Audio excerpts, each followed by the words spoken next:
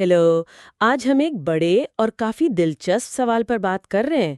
سوال یہ ہے کہ کسی قوم کی ترقی، اس کی کامیابی، کیا صرف اس کی اپنی محنت، قابلیت یا فیصلوں پر منحصر ہوتی ہے؟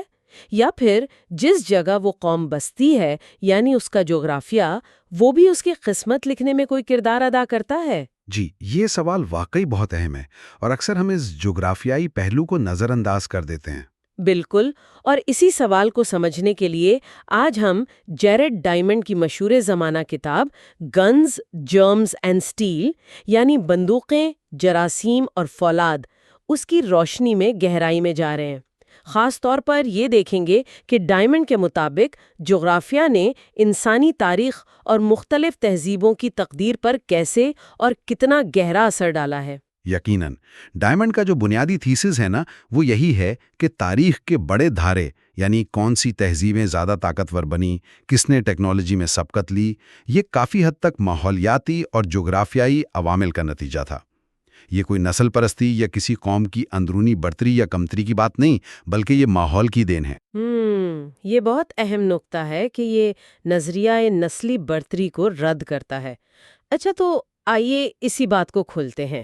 مشرق بمقابلہ مغرب کی جو ایک عام سی تقسیم ذہن میں آتی ہے، ڈائمنڈ یوریشیا، یعنی یورپ اور ایشیا کا ملا ہوا وسیع خطہ، اس کو خاص جغرافیائی برتری کیوں دیتا ہے؟ جی دیکھیں، سب سے کلیدی نقطہ جو ڈائمنڈ بار بار اجاگر کرتا ہے وہ ہے یوریشیا کا وسیع مشرقی مغربی پھیلاؤ۔ مطلب اگر آپ دنیا کا نقشہ دیکھیں تو یوریشیا زیادہ تر لمبائی کے بجائے چوڑائی میں پھیلا ہوا ہے، مشرق سے مغرب۔ اچھا، ٹھیک ہے۔ یہ مشرق سے مغرب پھیلاؤ یہ کیوں اتنا اہم تھا؟ اس میں عرض و بلد یعنی لیٹیٹیوڈ کا کیا تعلق بنتا ہے؟ تعلق یہ بنتا ہے کہ جب آپ مشرق سے مغرب یا مغرب سے مشرق سفر کرتے ہیں تو آپ زیادہ تر ایک ہی عرض بلد یا لیٹیٹیوڈ کے قریب رہتے ہیں۔ اس کا مطلب یہ ہے کہ دن کی لمبائی، سورج کی روشنی کا زاویہ، اوسط درجہ حرارت، موسموں کا چکر، یہ سب چیزیں نسبتاً ایک جیسی رہتی ہیں۔ یعنی ماحولیاتی حالات زیادہ نہیں بدلتے؟ بالکل۔ اب اس کا فائدہ کیا ہوا؟ اس کا فائدہ یہ ہوا کہ جہاں زراعت شروع ہوئی، خاص طور پر مشرق وسطیٰ کے زرخیز ہلال یعنی فرٹائل کرسنٹ والے علاقے میں، وہاں جو فصلیں کامیابی سے اگائی گئیں جیسے گندم، جو، یا جو جانور پالے گئے جیسے بھیڑ، بکری، گائے، جی، وہ نسبتاً بہت آسانی سے مشرق کی طرف جیسے چین تک اور مغرب کی طرف جیسے یورپ تک پھیل سکتے تھے، کیونکہ ان فصلوں اور جانوروں کو نئے ماحول میں خود کو ڈھالنے کے لیے بہت زیادہ تبدیلیوں کی ضرورت نہیں پڑی۔ ماحول موافق تھا۔ اچھا، یہ تو بڑی دلچسپ بات ہے۔ تو اس کے مقابلے میں جو برائے اعظم شمالاً جنوباً زیادہ پھیلے ہوئے ہیں جیسے امریکہ یا افریقہ، وہاں کیا صورتحال تھی؟ وہاں صورتحال بالکل مختلف تھی۔ امریکہ کو دیکھیں یا افریقہ کو، ان کا پھیلاؤ شمال سے جنوب کی طرف زیادہ ہے۔ اب جب آپ شمال سے جنوب سفر کرتے ہیں تو آپ مختلف عرض بلد سے گزرتے ہیں۔ صحیح۔ تو اس کا مطلب ہے موسم تیزی سے بدلتا ہے، کہیں بہت سردی، کہیں شدید گرمی، کہیں بہت بارش، کہیں خشک سالی، دن کی لمبائی بدل جاتی ہے۔ تو جو فصل مثال کے طور پر میکسیکو میں مکئی کی شکل میں شروع ہوئی، اس کو شمالی امریکہ کے ٹھنڈے علاقوں یا جنوبی امریکہ کے استوائی جنگلات تک پہنچنے اور وہاں کامیاب ہونے میں ہزاروں سال لگ گئے۔ اچھا، یعنی وہ قدرتی رکاوٹیں بہت زیادہ تھیں۔ بہت زیادہ۔ اسی طرح افریقہ میں سہارا ریگستان ایک بہت بڑی رکاوٹ بن گیا، پھر استوائی جنگلات آ گئے۔ اس نے بھی زراعت اور ٹیکنالوجی کے پھیلاؤ کو بہت سست کر دیا۔ ایک اور اہم فرق پالتو جانوروں کا تھا۔ یوریشیا میں پالنے کے قابل بڑے ممالیہ جانوروں کی تعداد باقی دنیا کے مقابلے میں کہیں زیادہ تھی۔ گائے، بیل، گھوڑا، بھیڑ، بکری، اونٹ، سور۔ ہاں، یہ تو ہے۔ ان جانوروں نے نہ صرف خوراک، گوشت، دودھ فراہم کی، بلکہ زراعت میں ہل چلانے، بار برداری اور جنگ میں بھی کلیدی کردار ادا کیا۔ اس کے مقابلے میں امریکہ میں لاما کے علاوہ کوئی بڑا جانور نہیں پالا جا سکا۔ افریقہ میں بہت سے جانور تھے، لیکن جیسے زیبرا ہے، اس کو گھوڑے کی طرح سدھانا اور استعمال کرنا ممکن نہیں ہو سکا۔ تو اس کا مطلب یہ ہوا کہ یوریشیا کے معاشروں کو شروع سے ہی ایک واضح، آپ کہہ لیں کہ ایک ہیڈ سٹارٹ مل گیا، ایک ابتدائی برتری حاصل ہو گئی۔ جی ہاں، بالکل۔ زراعت اور جانور پالنے میں آسانی کی وجہ سے ان کے پاس زیادہ قابل اعتماد اور وافر خوراک کا ذریعہ موجود تھا۔ زیادہ خوراک کا مطلب ہے زیادہ آبادی، اور جب آبادی بڑھتی ہے اور خوراک کا مسئلہ مستقل طور پر حل ہو جائے تو پھر معاشرے میں تقسیم کار یعنی اسپیشلائزیشن ممکن ہوتی ہے۔ اسپیشلائزیشن سے کیا مراد ہے یہاں؟ مطلب یہ کہ سب لوگوں کو کھیتی باڑی کرنے کی ضرورت نہیں رہتی۔ کچھ لوگ دوسرے کاموں میں مہارت حاصل کر سکتے ہیں، جیسے کوئی لوہار بن گیا، کوئی کمہار، کوئی فوجی بن گیا، کوئی حکومت چلانے والا بیوروکریٹ، کوئی عالم یا پادری۔ اس سے معاشرہ زیادہ پیچیدہ، منظم اور ٹیکنالوجی کے لحاظ سے ترقی یافتہ ہوتا گیا۔ بڑے شہر بنے، ریاستیں قائم ہوئیں۔ اور یہیں سے پھر ڈائمنڈ کے عنوان کے تینوں حصے، گنز، جرمز اینڈ سٹیل، یعنی بندوقیں، جراثیم اور فولاد، وہ تصویر میں آتے ہیں؟ بالکل ٹھیک۔ دیکھیں، جب بڑی آبادیاں ایک جگہ جمع ہوتی ہیں اور انسان پالتو جانوروں کے ساتھ بہت قریبی رابطے میں رہتے ہیں تو کیا ہوتا ہے؟ بیماریاں؟ بالکل، بیماریاں، وبائی امراض یعنی جراثیم۔ یوریشیا میں طاعون، چیچک، خسرہ جیسی بیماریاں جانوروں سے انسانوں میں آئیں اور بڑے پیمانے پر پھیلیں۔ وقت کے ساتھ ساتھ جو لوگ ان بیماریوں سے بچ جاتے تھے ان میں قدرتی مدافعت پیدا ہو گئی۔ نسل در نسل یہ مدافعت مضبوط ہوتی گئی۔ اچھا۔ دوسری طرف اسپیشلائزیشن اور منظم معاشروں نے ٹیکنالوجی کی ترقی کو فروغ دیا۔ دھات کاری، خاص طور پر لوہے اور پھر فولاد کا استعمال ممکن ہو گیا۔ اس سے بہتر اوزار بنے، بہتر ہتھیار بنے، اور پھر آخر کار بارود کی ایجاد اور بندوقوں کی ترقی نے انہیں فیصلہ کن فوجی برتری دے دی۔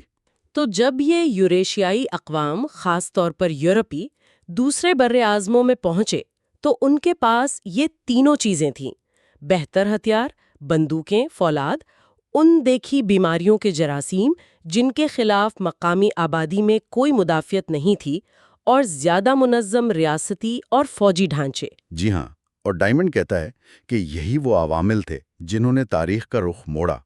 یہ کوئی یورپیوں کی ذاتی ذہانت یا بہادری کا کمال نہیں تھا، بلکہ ان کے جغرافیائی اور ماحولیاتی ورثے کا نتیجہ تھا جو صدیوں میں تیار ہوا تھا۔ امریکہ، آسٹریلیا اور افریقہ کے بہت سے حصوں کی مقامی آبادیوں کی تباہی میں ان تینوں چیزوں، خاص طور پر جراثیم، نے بہت بڑا کردار ادا کیا۔ یہ تو ایک بہت ہی، آپ کہہ لیں کہ تاریخ کی ایک متبادل یا زیادہ گہری تصویر پیش کرتا ہے۔ لیکن یہ تو ہوئی ماضی کی باتیں۔ اگر ہم آج کے دور میں آئیں، خاص طور پر اپنے خطے کو دیکھیں، پاکستان یا جو دیگر ترقی پذیر ممالک ہیں جنہیں اکثر گلوبل ساؤتھ کہا جاتا ہے، تو کیا یہ جغرافیائی دلائل آج بھی اتنے ہی وزن رکھتے ہیں؟ کیا آج بھی جغرافیہ ہماری تقدیر کا فیصلہ کر رہا ہے؟ یہ بہت اہم سوال ہے اور اس کا جواب سیدھا سادہ ہاں یا نہ میں نہیں ہے۔ ایک طرف تو تاریخی طور پر جو جغرافیائی فائدے یا نقصانات تھے ان کے اثرات آج بھی کسی نہ کسی شکل میں موجود ہیں۔ مثال کے طور پر زمین کی زرخیزی۔ پاکستان میں پنجاب کا میدانی علاقہ آج بھی زرعی طور پر اہم ہے۔ یہ ایک جغرافیائی حقیقت ہے۔ پانی کی دستیابی یا کمی، جیسے پاکستان میں پانی کا مسئلہ شدت اختیار کر رہا ہے، یہ جغرافیہ سے جڑا ہے۔ صحیح۔ قدرتی وسائل تک رسائی، جیسے معدنیات، تیل، گیس، ساحلی پٹی کا ہونا یا نہ ہونا، جیسے پاکستان کے پاس ساحل ہے جو تجارت کے لیے اہم ہے۔ افغانستان جیسے ملک جو لینڈ لاکڈ ہیں، ان کے لیے چیلنجز زیادہ ہیں۔ یہ چیزیں آج بھی معیشت اور ترقی پر اثر انداز ہوتی ہیں۔ لیکن دوسری طرف دنیا بہت بدل گئی ہے، ٹیکنالوجی آ گئی ہے، گلوبلائزیشن ہے۔ بالکل، یہی دوسری طرف کی بات ہے۔ آج ٹیکنالوجی نے بہت سی جغرافیائی رکاوٹوں کو کم کر دیا ہے یا ان پر قابو پانے میں مدد دی ہے۔ مثلاً انٹرنیٹ اور کمیونیکیشن ٹیکنالوجی نے معلومات اور تجارت کے لیے فاصلوں کو بڑی حد تک بے معنی کر دیا ہے۔ ہوائی جہاز نے سفر آسان بنا دیا ہے۔ جدید زراعت کی تکنیکیں مشکل حالات میں بھی فصلیں اگانا ممکن بنا رہی ہیں۔ تو کیا ہم یہ کہہ سکتے ہیں کہ آج جغرافیہ سے زیادہ اہم دوسرے عوامل ہو گئے ہیں، جیسے تعلیم، گورننس، پالیسیاں؟ میں کہوں گا کہ جغرافیہ اب بھی ایک اہم عنصر ہے۔ اسے مکمل طور پر نظر انداز نہیں کیا جا سکتا۔ بنیادی جغرافیائی حقیقتیں جیسے آب و ہوا کی تبدیلی کے اثرات، قدرتی آفات کا خطرہ، پانی کی کمی، یہ آج بھی بہت بڑے چیلنجز ہیں۔ لیکن یہ بھی درست ہے کہ آج کے دور میں کسی ملک کی ترقی میں تعلیم کا معیار، صحت کی سہولیات، اداروں کا استحکام، اچھی حکمرانی، سیاسی استحکام، کرپشن کا خاتمہ اور عالمی معیشت سے جڑنے کی صلاحیت، یہ عوامل شاید پہلے سے کہیں زیادہ فیصلہ کن ہو گئے ہیں۔ یعنی کہ جغرافیہ آپ کو ایک طرح کا کارڈ دیتا ہے، لیکن آپ اس کارڈ کو کھیلتے کیسے ہیں یہ آپ کی پالیسیوں اور اداروں پر منحصر ہے۔ بہت خوب کہا آپ نے، بالکل ایسا ہی ہے۔ جغرافیہ شاید آپ کو ایک نقطۂ آغاز فراہم کرتا ہے، کچھ مواقع دیتا ہے، کچھ چیلنجز کھڑے کرتا ہے، لیکن ان مواقع سے فائدہ اٹھانا یا ان چیلنجز سے نمٹنا یہ بڑی حد تک انسانی فیصلوں، حکمت عملی اور معاشرتی و سیاسی نظام پر منحصر ہے۔ تو پھر آخر میں یہ سوال واقعی سوچنے پر مجبور کرتا ہے، جیسا کہ ڈائمنڈ کی تھیوری ہمیں اکساتی ہے، کہ آج کے دور میں کیا قوموں کی ترقی کی راہ میں اصل رکاوٹ ان کا جغرافیہ ہے، یا پھر ان کی اپنی سوچ، ان کی ترجیحات، ان کی پالیسیاں اور ان کے نظام؟ جی، یہ ایک ایسا سوال ہے جس پر ہر معاشرے کو، خاص طور پر ترقی پذیر دنیا کے معاشروں کو سنجیدگی سے غور کرنے کی ضرورت ہے۔ بالکل، یہ سوال ہم اپنے سننے والوں کے لیے بھی چھوڑتے ہیں کہ وہ اس پر ضرور سوچیں۔ امید ہے آپ کو آج کی یہ گفتگو معلوماتی اور دلچسپ لگی ہوگی۔